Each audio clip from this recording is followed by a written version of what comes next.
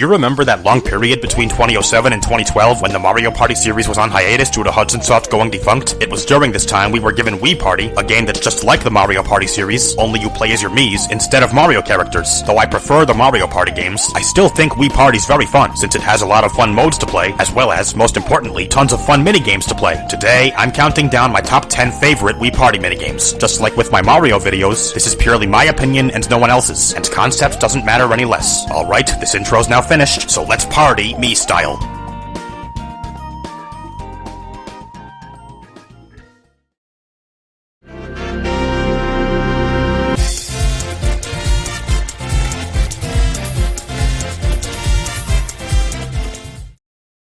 Kicking off this list is pair minigame Rodent Rundown. There's a maze, and the players must run through it and try to trap and catch a mouse with a key to the exit. If they can do so in the time limit, they win, but if not, they lose. Sounds pretty simple, right? Well, actually no. The mouse is quite fast, for one, and there are also a lot of turns and paths that it can take to evade capture, so the players must coordinate with each other and try to corner it. This minigame is nice and simple, but challenging at the same time. It also has a clever and somewhat funny concept, and it also requires teamwork and synchronization.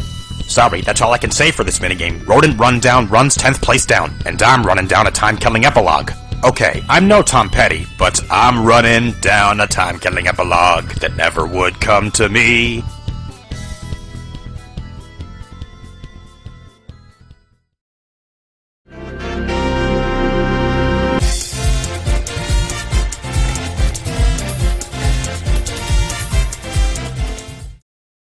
Ninth place is free-for-all zombie tag. All 4 players are in a graveyard, and 3 zombies will start chasing them. Of course, they must not let the zombies touch them, for if they do, they'll be eliminated, and the last player standing is the winner. However, there's a bit more to it than this. When a player gets tagged by a zombie, they'll turn into one themselves, and will then be able to chase players who are still in. So, if a certain player's just been giving you a lot of crap, you can gang up on him/her. This makes this minigame quite a unique one, and on top of that, it's quite fun with a clever and epic concept. But in case you haven't noticed, the zombies move quite slow, so this minigame is, most of the time, pretty easy, so that holds it back just a bit. But regardless, the good things about zombie tag are enough for it to tag 9th place.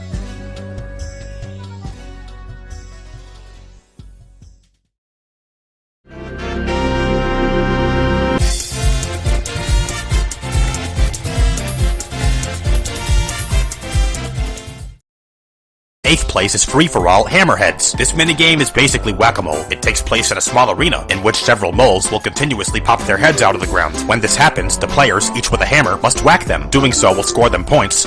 Specifically, 1 for each brown one and 3 for each gold one, and the player with the most points when time expires is the winner. The players can also use their hammers to hit each other, which will momentarily stun them. This one is quite fun, and like with zombie tag, I love how it allows you to mess with your opponents, although it's better in this one, since you can do so whenever you want, rather than only after you've been eliminated. Hammerheads hammers away at all who want 8th place, no matter how unoriginal the concept is.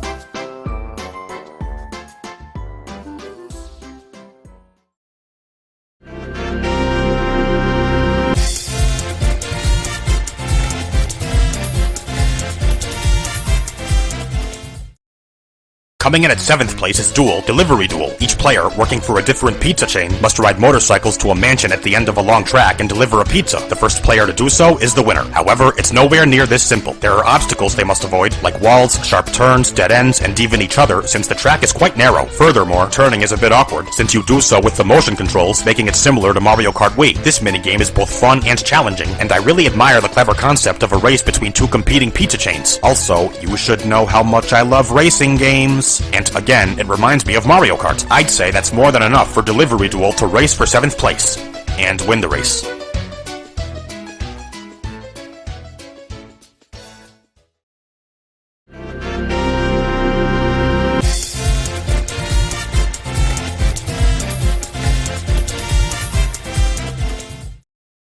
Sixth place is pair flashlight frights. The players are in a mansion which is rampant with ghosts. They must get rid of them by shining their flashlights on them. If they fail to do this, the ghosts will capture them, and if this happens, their teammate must save them. If they both get captured, they lose, but if they can defeat all the ghosts and make it out of the mansion, they win. There are also special types of ghosts, like pink and orange ones, which have higher stamina and move around more erratically, thus making them harder to defeat. This minigame is honestly just really fun. The concept is kind of unoriginal since Luigi's Mansion exists, but I've said it before and I'll say it again. Sometimes, being just plain fun is enough to make a minigame awesome, and it's also enough to make flashlight frights frighten all the way from 6th place.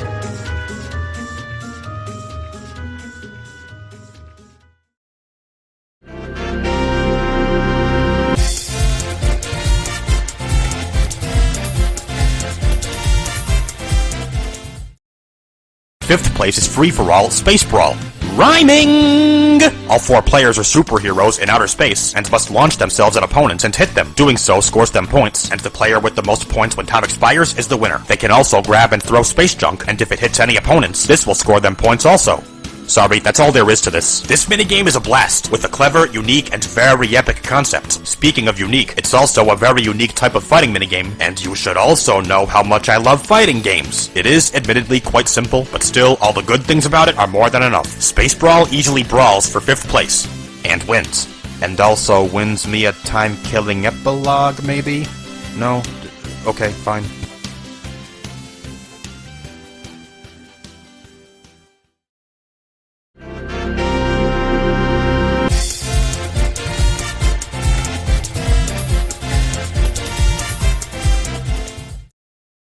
Fourth place is Pear Pop Coaster. Let me just say this right off the bat, get ready for a lot of shooting minigames. Anyway, the players are riding a roller coaster, and using pop guns, must keep shooting balloons to get gift boxes, which will score them points. Bigger boxes have bigger balloon clusters holding them, and the bigger the box, the more points it's worth. You don't really win or lose this minigame, your goal is just to score as many points as possible, with 50 being the maximum. Good old balloon poppin'. Nothing's more fun than that, right? This minigame is really fun with a pretty clever concept, and you should also know how much I love shooting games, especially rapid fire ones like this. It also requires some level of teamwork, and you should also know how much I love teamwork-based games. With all that, it's clear that Pop Coaster earns 4th place.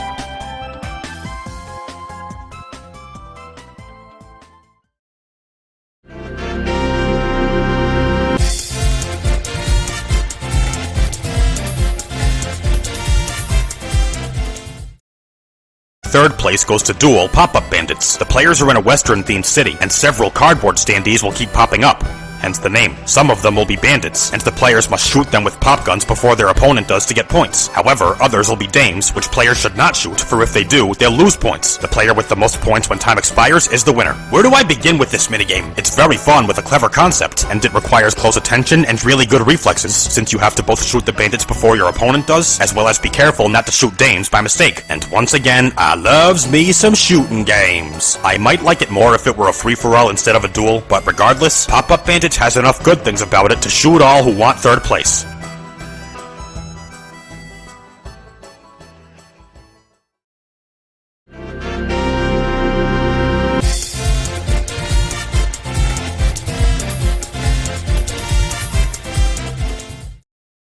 Running up is free-for-all Popgun Posse. This one is similar to Pop-Up Bandits. It takes place in a Western-themed city, and each player has their own pop gun and can, and must keep shooting the can to keep it in the air. They'll score points each time they do so, but if their can hits the ground, they'll lose points, and the player with the most points when time expires is the winner. I like this minigame for pretty much all the same reasons as Pop-Up Bandits. It's very fun with a clever concept, requires attention and good reflexes, and I love shooting games. However, the reason I prefer this one is because it's a free-for-all, and minigames tend to be more fun when there are more players. The more the merrier. It's also a bit more challenging. With all this, Popgun Posse rounds up a posse to defend 2nd place.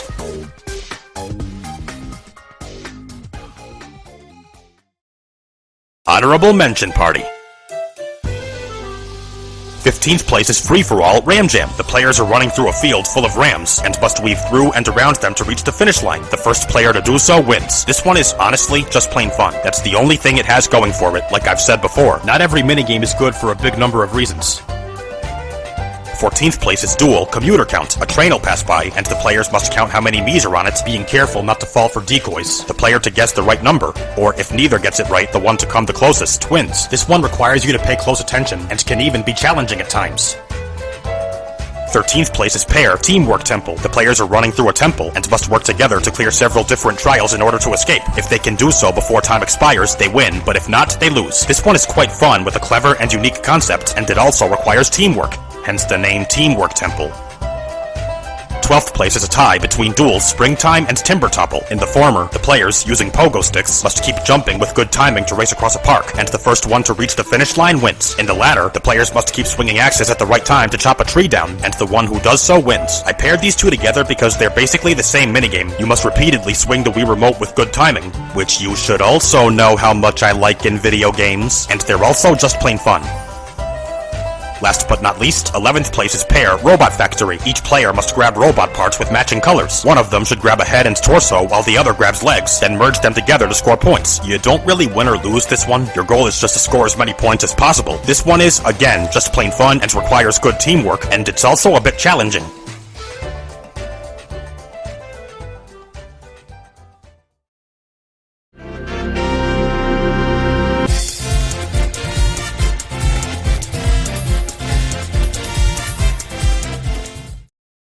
Finally, number 1. It's a pair minigame, and is basically the same thing as Popgun Posse. That's right, it's none other than can poppers. Sorry, 4 shooting minigames in a row. Anyway, like I just said, this minigame is pretty much the exact same thing as Popgun Posse. Each player has their own pop gun, and 2 cans will drop in, which they must keep shooting to keep in the air. They'll score points each time they do so, but if any cans hit the ground, they'll lose points. Like in Pop Coaster, you don't really win or lose this minigame. Your goal is just to score as many points as possible. Also, around the 20-second mark, a 3rd can will drop in, which will make things harder for the players. Once again, I've always loved shooting games! And this one is very fun with a clever concept, and it requires close attention and really good reflexes, with the added bonus of teamwork, which is why I prefer it over Popgun Posse, along with the fact that it's a bit more challenging. With all this in mind, it's clear as daylight. Can Poppers is easily my number 1 favorite Wii Party minigame of all time. Can you believe this pop culture?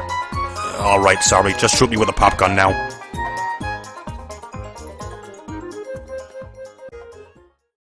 So there you have it, my top 10 favorite Wii Party minigames of all time. For more videos like this, please like, comment, share, and subscribe. Also, please check out my social media. All links are in the description. Me thanks you for watching. See you next time. Mikoro Glyscore 472, out.